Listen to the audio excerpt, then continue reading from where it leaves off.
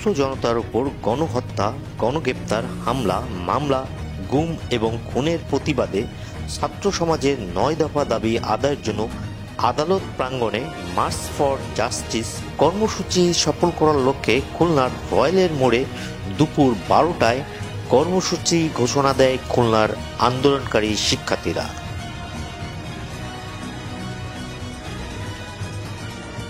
পূর্ব নির্ধারিত স্থান নগরীর রয়্যাল মোড়ে সকাল থেকে পুলিশ ও বিজেপি কঠোর অবস্থানে থাকে। এ সময় পুলিশ ঝটিকা অভিযানে গ্রেপ্তার করে শিক্ষার্থীদের।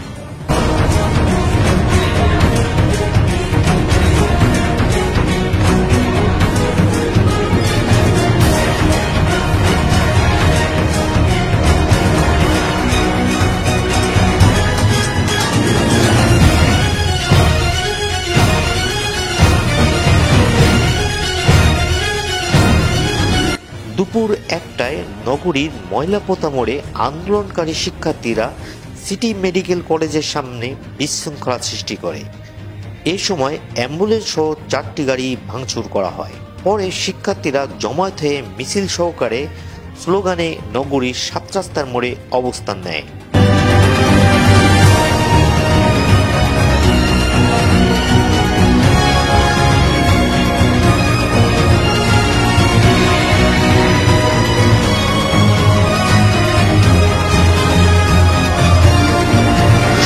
পুলিশের লাঠিচার্জ ও টিয়ার সেলের নিক্ষেপের পর ছত্রভঙ্গ হয়ে যায় শিক্ষার্থীরা। শিক্ষার্থীদের সঙ্গে পুলিশের ধাওয়া পাল্টা ধাওয়া চলে।